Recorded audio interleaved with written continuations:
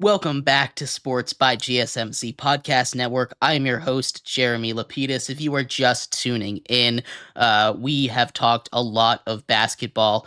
We talked about the NBA Round 1. We talked about all of the crazy picks, the big risers, fallers, and the best pick in the draft, as well as some surprise picks that took place in the first round. We talked about some of the second round teams.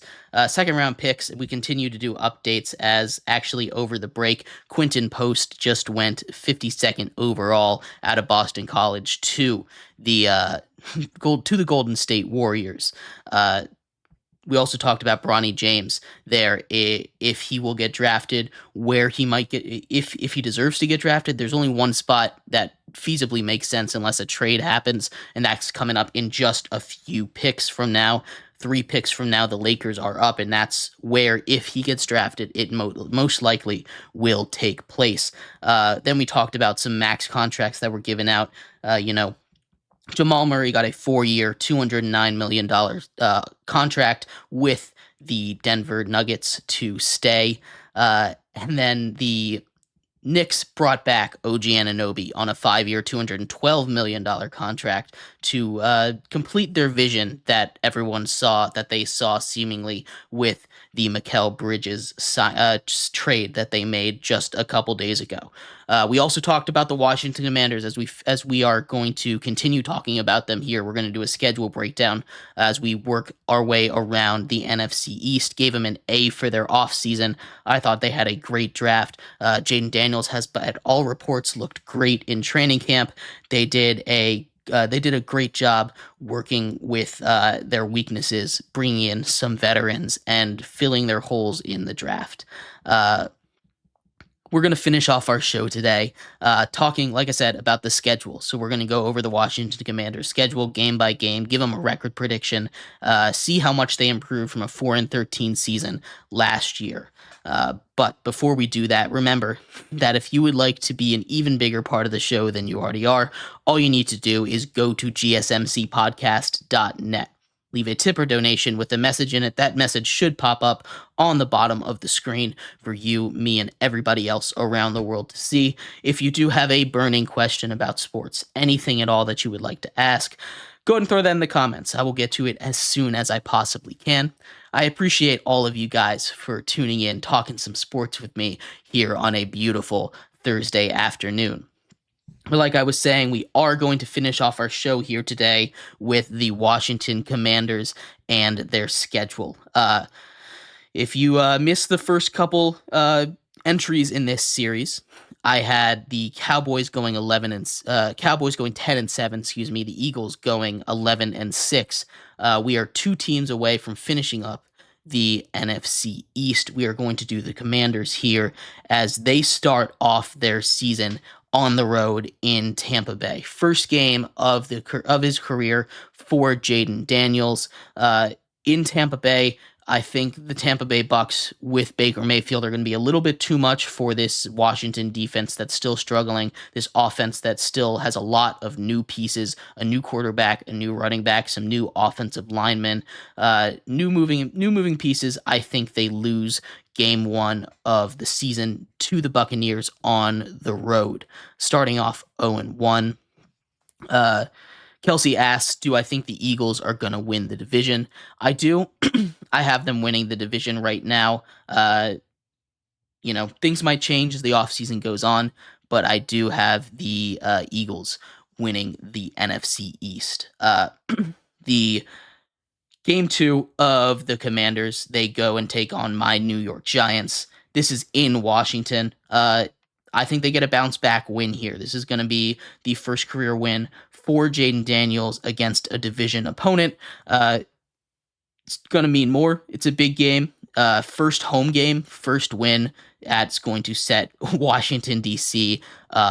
On fire. There's going to be so much excitement up there if this game, the first home game of their quarterback's career, is a win. Then they travel to Cincinnati. So at 1-1, they head to Cincinnati. Tough game against the Bengals. I think they're going to lose that one before heading to Arizona and beating the Cardinals. Cliff Kingsbury, the old head coach, his little revenge tour, taking on Kyler Murray and the Cardinals. They improved to 2-2. And then they go on a little bit of a tough stretch. Now, Washington doesn't have a bye until week 14, so I think it's going to be there's going to be a couple games that are tough for them against some of these good defenses as they continue to play. But their schedule, they do get lucky as their schedule kind of lightens up as they get later on in the season. But against the Browns and the Ravens, their next 2 weeks, that is not going to be an easy start.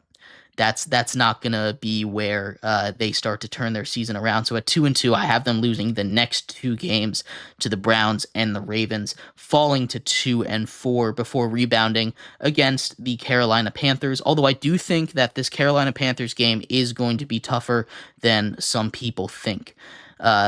Week 8 against the Bears, we got a battle of the number 1 overall pick and the number 2 overall pick. It is in Washington, but I do have the Bears taking this game as the Commanders fall to 3-5 in Week 8. Week 9 against the Giants. The Giants take care of business at home, beat the Commanders, split the season series there as the Commanders fall to 3-6 here. So not really where they want to be as they finish the first half of the NFL season. They rebound against the Steelers. You might say that is a tough defense after playing 9 straight weeks of football, but the Steelers, it's going to be probably their last game before they get into a tough stretch of football. So they're going to be a little bit scared heading into that one. So I have them beating the Steelers, and then losing to the Eagles and the Cowboys in their next 2 weeks. The division is going to eat them up. It's not going to be an easy division. There's 2 great teams there. As much as they improved, they're still a team that needs to continue to get better. So they now fall to through 12 weeks. They've only won 4 games. So I've got them at 4-8 here. Heading into week 13, the week before the bye against the Titans, they need to get that. Again, week 14 bye is tough on these guys, but they're a young team. I think they'll be able to deal with it better than some older teams might be able to. They get a win against the Tennessee Titans and then get a well-deserved bye in week 14. So at the bye, they're now 5-8. Not completely out of playoff contention if they're able to get a couple wins against. It's not the easiest schedule in the world as they finish the season with the Saints, Eagles, Falcons, and Cowboys, but it's not impossible if they got on a hot run to maybe compete for a wild card here.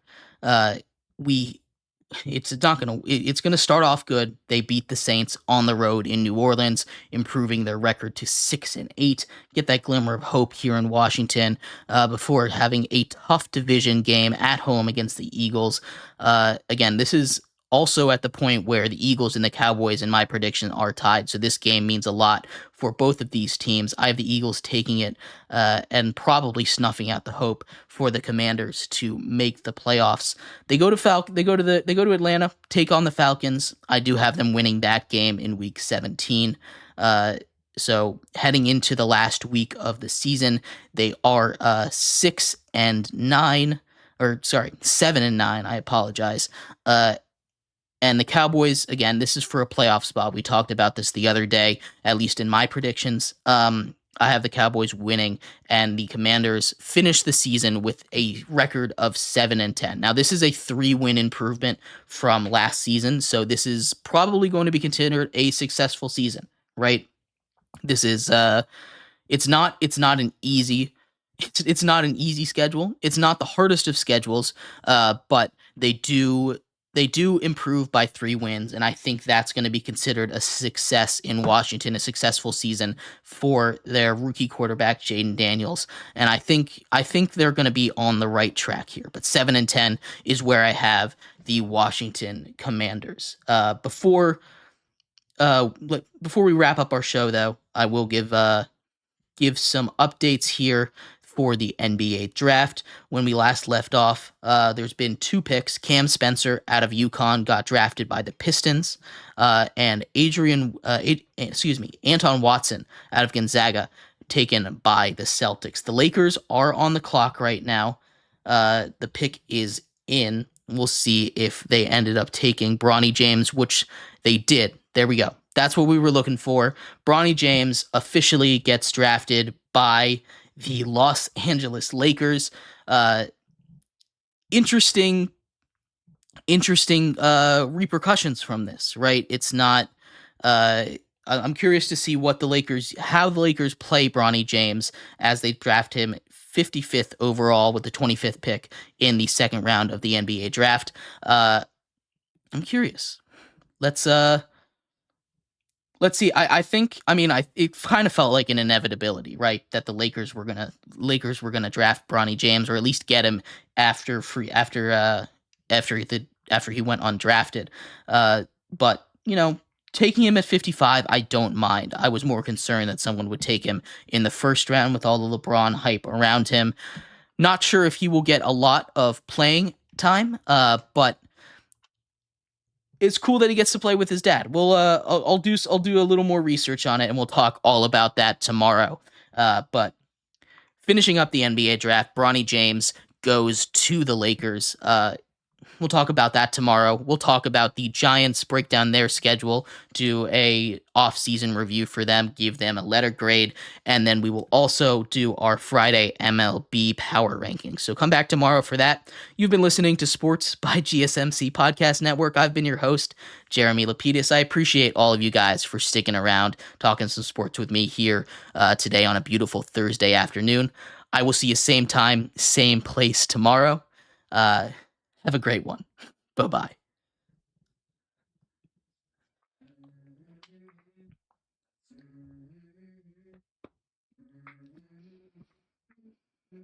Let's go. A little bit of drool on my pillow, feel like it's gonna be a bad day. I'm tired of shit, and the cop game hit yet.